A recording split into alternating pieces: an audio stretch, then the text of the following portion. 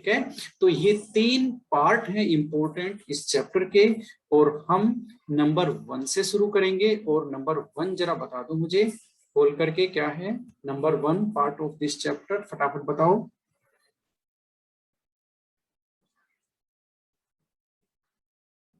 Electrochemical chemical, very good, sales.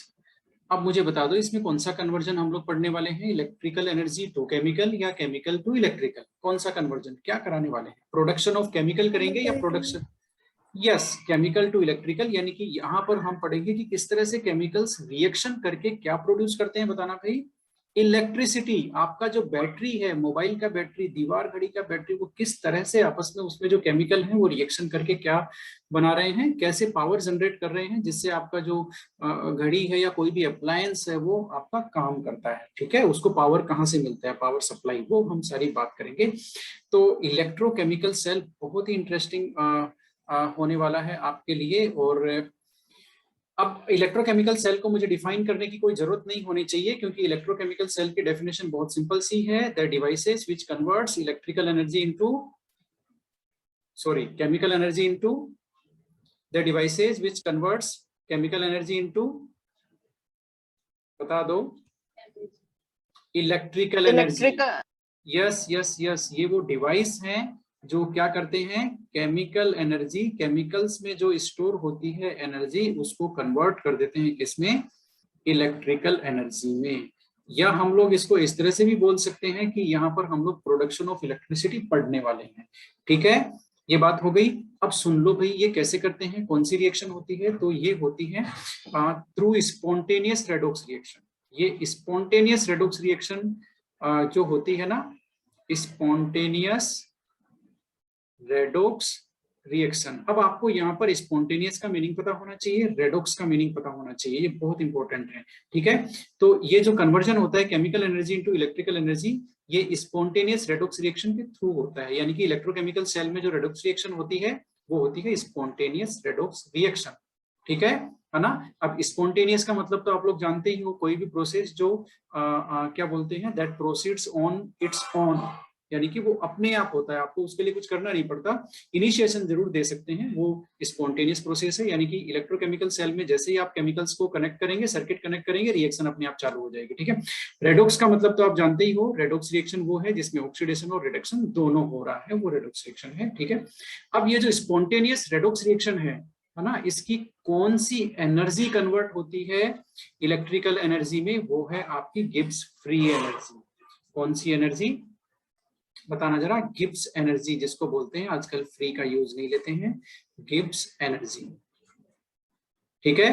तो Gibbs energy जो होती है वो कन्वर्ट होती है इलेक्ट्रिकल एनर्जी में। अब आप जरा सुन लो, समझ लो, लिख लो, कैसे भी कर लो, जो मैं बोल रहा हूं उसको। सबसे पहले मैं बोल रहा हूं electrochemical cell, what they are the device, they are the device which converts chemical energy into electrical energy through spontaneous redox reaction, through spontaneous redox reaction, ठीक है। नंबर 1, नंबर 2, इलेक्ट्रोकेमिकल सेल या इन इलेक्ट्रोकेमिकल सेल, लिख लो चाहो तो, in electrochemical cell Gibbs energy of spontaneous redox reaction, gives energy of spontaneous redox reaction converted to electrical work, converted to electrical work। ये दोनों तीनों इंपॉर्टेंट पॉइंट और जो बेसिक है वो हमने डिस्कस कर दिया है ना। वापस बोल देता हूँ, in electrochemical cell gives energy of the spontaneous redox reaction is converted to electrical work, ठीक है। तो ये यहाँ पर गिब्स एनर्जी है, ये इलेक्ट्रिकल वर्क में कन्वर्ट होती है, इलेक्ट्रिकल वर्क। तो इसको हमें सही करना पड़ेगा, ये लो इलेक्ट्रिकल वर्क। इतना आपको समझ में आया बेसिस, आगे चलें। Have you mentioned all these things in your copy? Yes sir. Okay. Yes sir. किसी को भी देखो, किसी भी स्टेप में कोई डाउट आए तो हमारी क्लास है ना, recording is also there, okay, you can use it, okay yes. अब हम बात करने वाले हैं इलेक्ट्रोकेमिकल सेल की। अब इलेक्ट्रोकेमिकल सेल तो एक जनरल टर्म है, वो सारे डिवाइस जो इलेक्ट्रिकल केमिकल एनर्जी को इलेक्ट्रिकल में कन्वर्ट करते हैं वो इलेक्ट्रोकेमिकल सेल है। तो हम एक पर्टिकुलर बेसिक टाइप के इलेक्ट्रोकेमिकल सेल की बात करेंगे, ठीक है, जिनको हम लोग बोलते हैं गैल्वेनिक और वोल्टेक सेल। क्या बोलते हैं? गैल्वेनिक और वोल्टेक सेल, ये बेचारे इलेक्ट्रोकेमिकल सेल, ठीक है। अब इनमें भी एक परफेक्ट एग्जांपल है, एक बहुत सिंपल एग्जांपल है, हमेशा इलेक्ट्रोकेमिकल सेल उन एग्जांपल्स के थ्रू ही एक्सप्लेन किया जाता है। वो एग्जांपल है गैल्वेनिक सेल का या वोल्टेक सेल का जो एग्जांपल है, ठीक है, वो क्या है? वो है आपका डेनियल सेल। क्या है? डेनियल सेल, ठीक है, वो आपका Daniel cell, okay.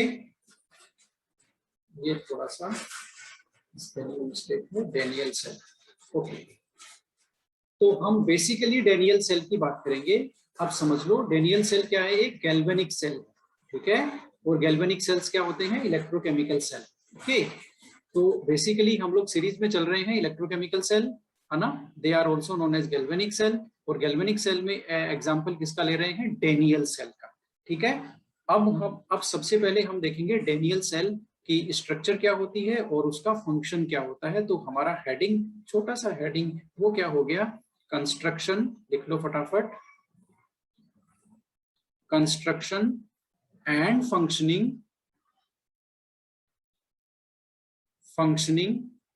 Of Daniell cell.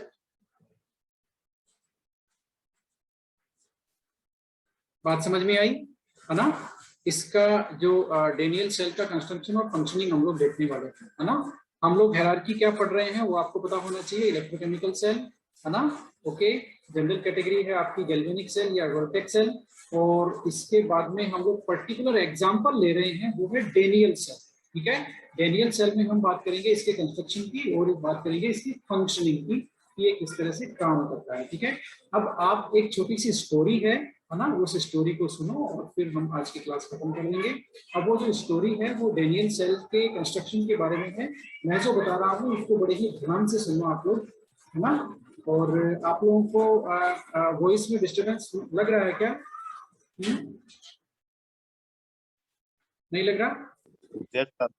Okay, वो बारिश की वजह से है ना, ज्यादा टेंशन मत लेना, ओके, यस।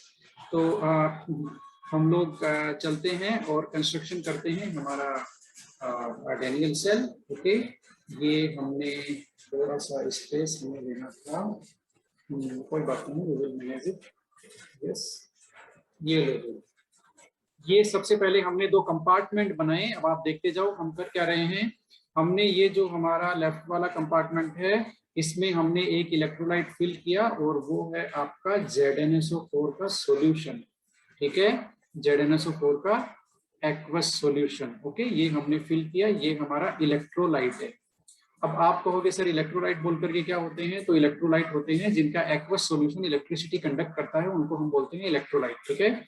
तो ये जो राइट कंपार्टमेंट है उसमें हमने फिल किया है एक इलेक्ट्रोलाइट और वो है हमारा CuSO4 का aqueous solution.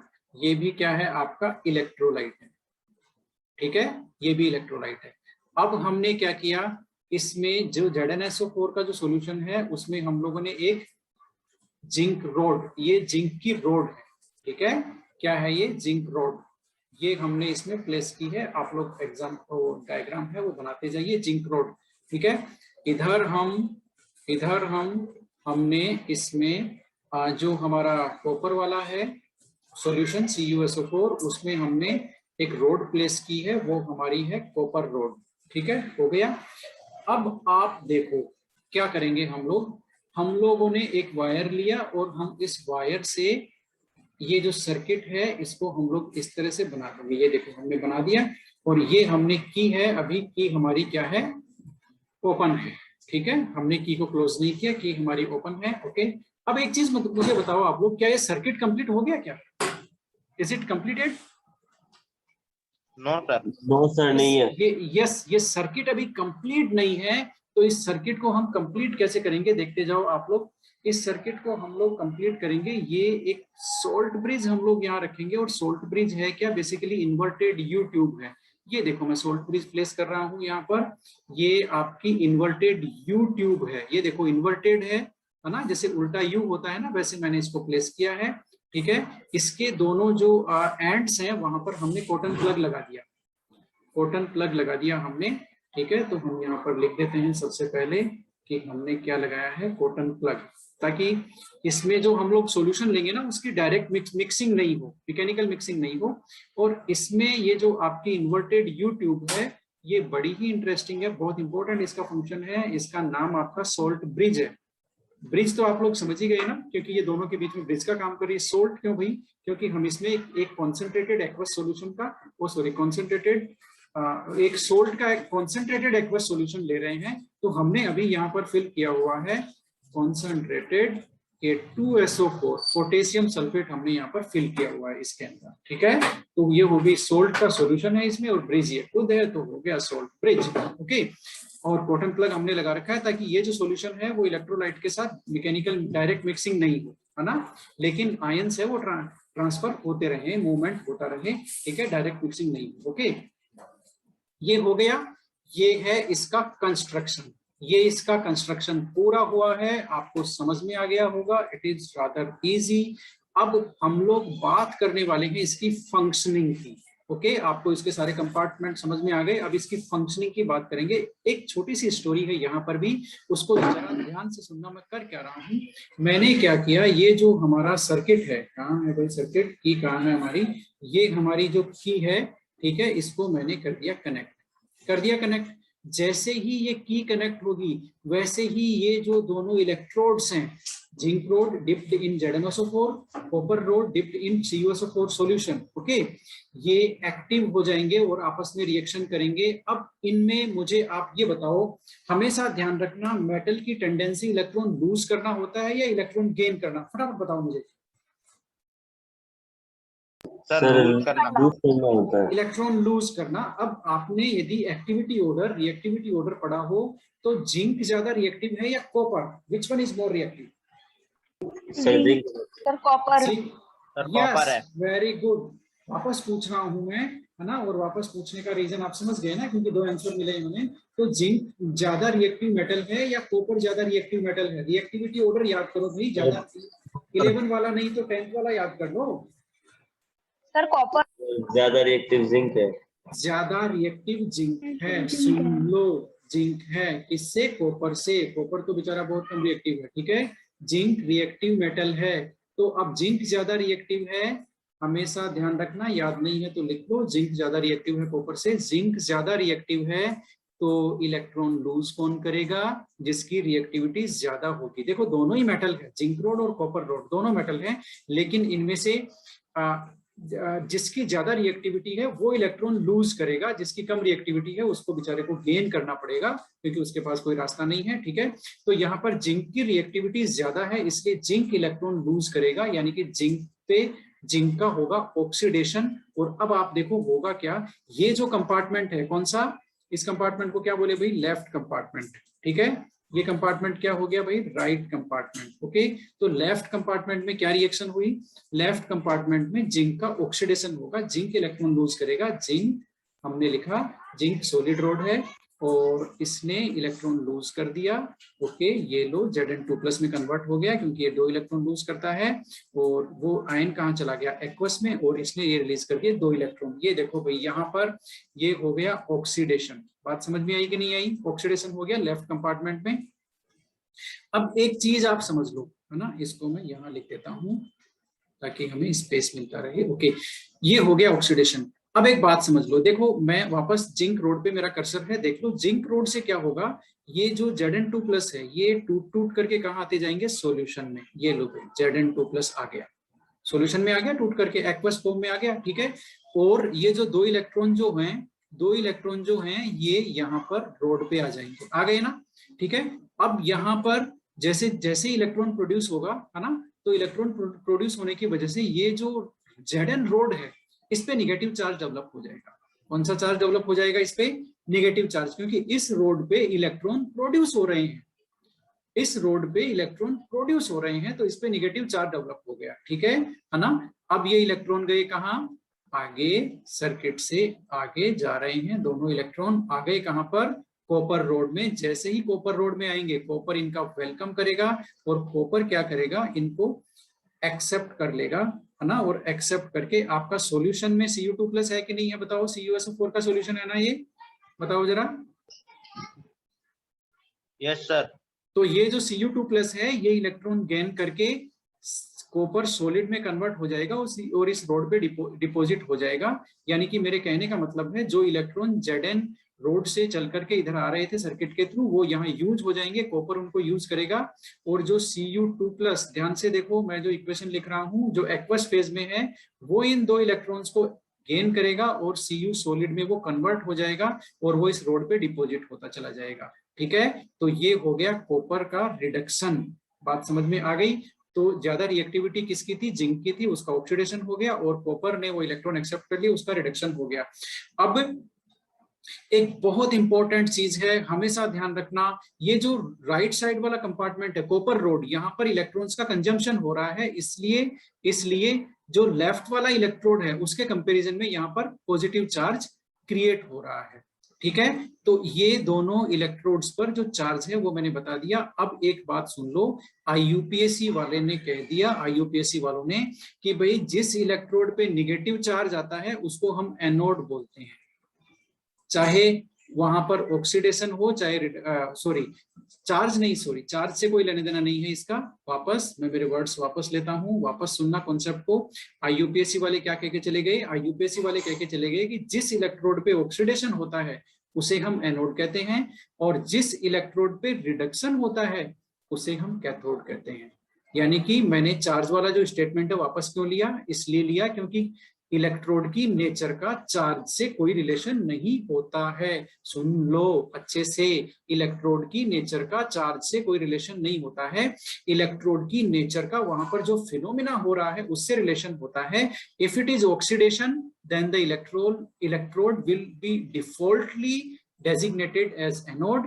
If it is reduction, then the electrode will be designated or named defaultly, default use कर रहा हूं मैं, है ना, as cathode। बात समझ में आ गई आपको, ठीक है। और हमेशा ध्यान रखना, सेल कभी भी कंस्ट्रक्शन करते हैं, लेफ्ट साइड में हमेशा एनोड का कंस्ट्रक्शन करते हैं और राइट साइड में हमेशा कैथोड का। अब बात करते हैं आगे हम बात करते हैं क्या क्या हुआ। ये जो रिएक्शन होती है एनोडिक कंपार्टमेंट में, जो रिएक्शन हो रही है उसको बोलते हैं anodic half reaction.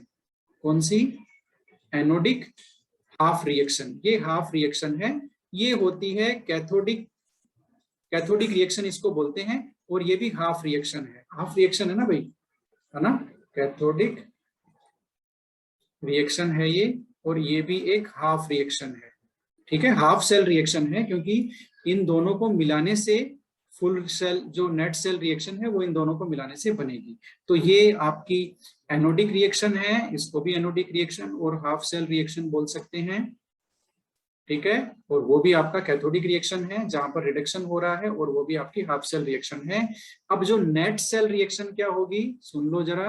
Half cell reaction को ऐड करने से नेट सेल रिएक्शन बनेगी। आप कहोगे सर ऐड करना तो बहुत इजी है, तो हम भी वही काम कर रहे हैं। ये लो, आपने ZnS और इससे क्या प्रोड्यूस हुआ था, Zn2+ आपका एक्वस में, ठीक है, और आपका 2 इलेक्ट्रॉन, और हमने दूसरी रिएक्शन रखी यहाँ पर Cu2+, ये आपका एक्वस में था, इसने 2 इलेक्ट्रॉन गेन किए और ये बन गया आपका Cu सॉलिड, ठीक है।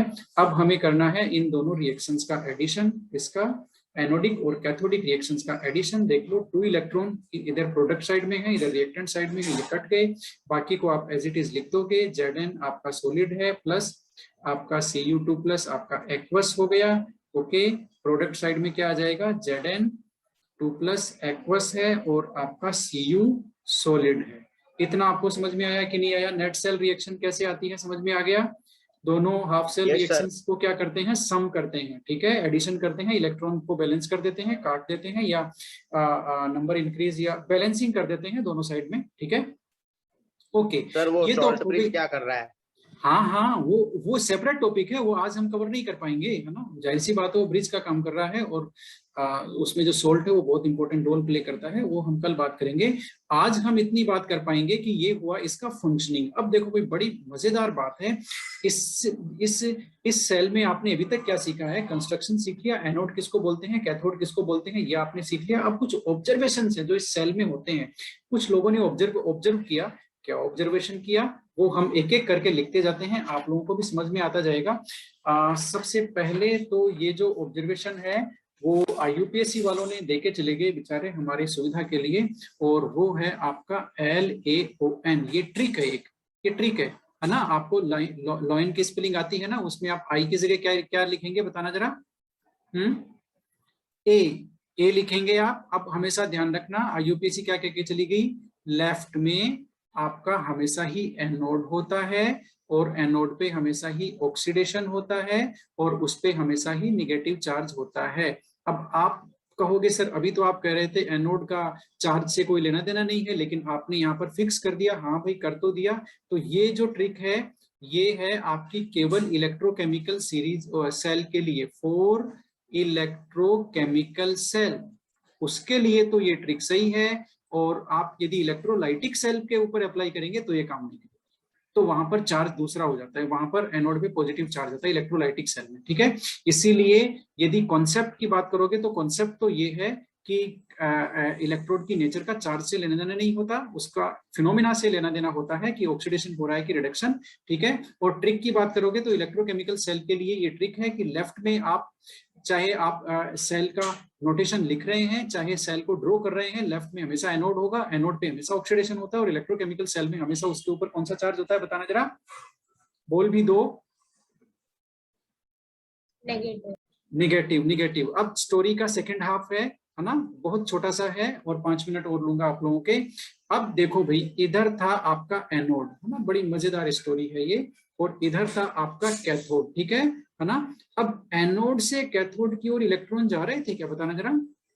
यस, तो इलेक्ट्रॉन जा तो रहे थे, तो हम कहेंगे फ्लो ऑफ इलेक्ट्रॉन की डायरेक्शन क्या है, एनोड टू कैथोड, ठीक है। हमेशा ध्यान रखना, करंट फ्लो की direction always opposite to the flow of electron.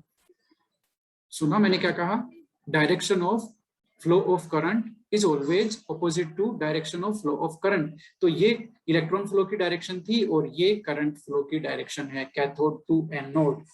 बात आपको समझ में आई। ये सेकंड पॉइंट है, इलेक्ट्रोलाइटिक सेल से LAON, आपका जो LAON है, लोइन को हमने LAON कर दिया, वो आपका फर्स्ट पॉइंट था, ये आपका सेकंड पॉइंट है। अब थर्ड पॉइंट है, किसी ने कह दिया भाई जो ZN रोड है उसका मास इंक्रीज होगा या डिक्रीज होगा, क्या होना चाहिए बताओ, ZN रोड का मास क्या होगा, डिक्रीज हो जाएगा सर, डिक्रीज। यस, ZN तो बेचारा टूट करके सॉल्यूशन में आएगा ना, तो वो डिक्रीज हो जाएगा। और मास ऑफ और कॉपर रोड का क्या होगा, ये इंक्रीज होता चला जाएगा। यस, ये आपने ऑब्जर्वेशन सही बताया एकदम। अब कोई यदि आपको फोर्थ पॉइंट में ये कहे कि भाई ZnSO4 की कॉन्सेंट्रेशन इंक्रीज होगी, तो बात सही है क्या।